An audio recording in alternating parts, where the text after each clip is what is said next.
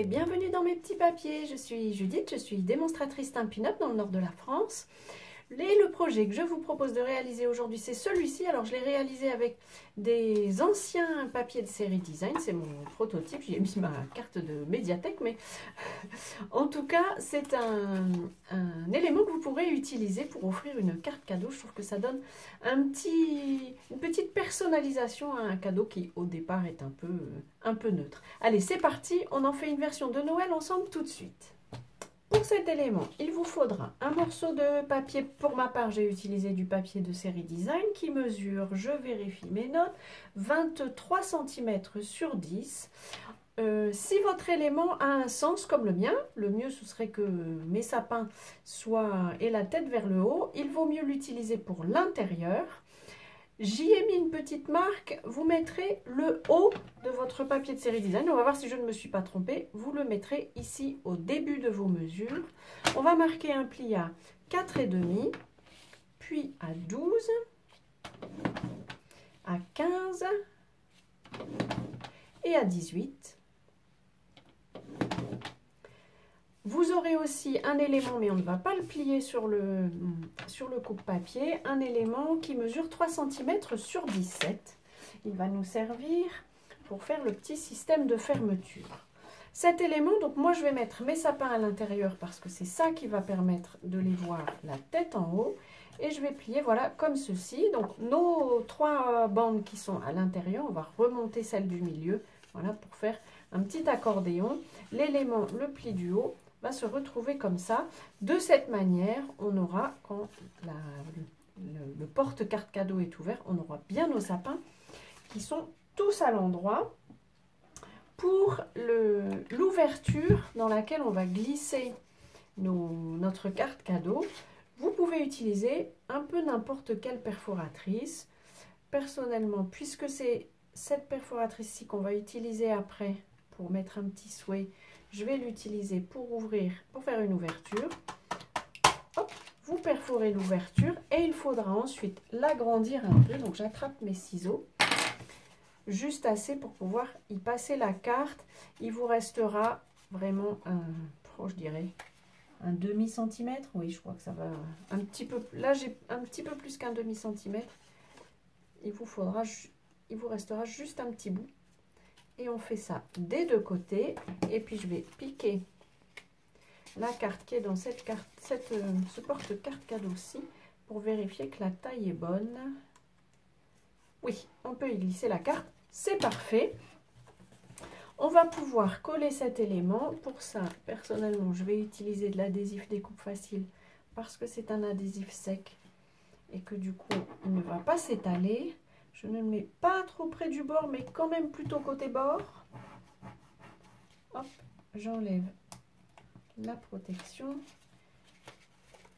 Hop, et je referme le tout. De cette manière, on a bien ma carte. Voilà un élément qui en fait est déjà quasiment terminé. C'est vraiment quelque chose qui va très vite. Donc si votre carte cadeau c'est un oubli de dernière minute, ce sera parfait aussi pour le réaliser rapidement. Pour faire le système de fermeture, donc moi j'ai choisi de laisser tout ça ouvert parce que je trouve que c'est sympa de voir la carte qui s'ouvre comme ça. Pour la fermeture, je prends ma ceinture, on pourrait appeler ça. Je marque le premier pli et ensuite en posant bien l'élément l'un sur l'autre pour m'assurer que cet élément est justement bien horizontal. Je renforce le pli et puis je vais le faire un deuxième, mais je vérifie quand même que mon petit élément ne soit pas complètement collé au bord. Il faut qu'il y ait un petit peu de marge quand même pour que ce ne soit pas trop compliqué de le glisser. Et je refais la même chose là, comme on est l'un sur l'autre, c'est plus facile de l'aligner. Et voilà, je pense que ça sera parfait pour le fermer. Je vais lui aussi le coller avec de l'adhésif découpe facile.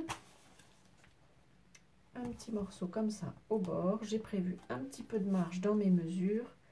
Et hop, voilà. Alors, comme cet élément n'est pas très joli, et puis comme on a envie d'y mettre un souhait, on va faire ça en perforant un élément en lagon lointain. Et puis je me suis pris aussi une chute de papier blanc sur lequel on va tamponner un souhait. J'ai choisi dans le set de tampons Jardin des Prés qui est disponible sur la boutique en ligne. C'est une exclusivité en ligne, il n'est pas dans les catalogues mais il est bien en ligne. Je trouve que c'est un élément sympa comme tout, je l'ai présenté récemment pendant un live sur Facebook.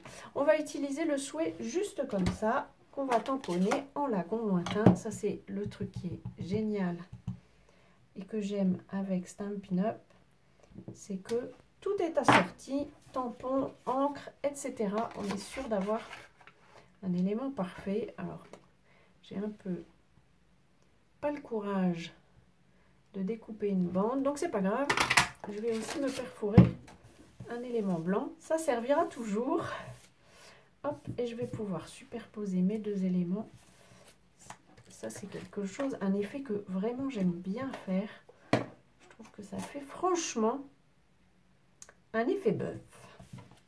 Et je vais cette fois, je trouve, je vais pas forcément, allez si, je vais mettre un petit peu de dimension et je vais mettre ça sur deux Stampin' Dimensionals. Hop, j'enlève les protections. Je le colle de manière à cacher cet élément-ci. Et voilà, et comme ça, ça nous fait une petite carte cadeau juste comme ça, qui peut sortir de son élément. Je trouve ça sympa, comme je vous dis, parfait pour un dépannage de dernière minute. Si on a oublié l'anniversaire ou s'il y a un nouvel invité imprévu aux fêtes de Noël, je vous représente ce qu'on a utilisé, la perforatrice 2 ovales, le set de tampons Jardin des Prés. Ça, c'est un ancien papier qui n'est plus disponible, donc je l'enlève. Et celui-ci, par contre, je ne vous ai pas dit, c'est le papier de série design qui vient de la collection des lisières merveilleuses. De toute façon, comme toujours, toutes les références et toutes les mesures se trouveront sur mon site, dont le lien se trouvera dans la barre d'infos si vous êtes sur YouTube. D'ici à notre prochaine rencontre, comme toujours, qui aura lieu bientôt, je vous souhaite de passer de belles journées créatives et bien entendu, je vous embrasse.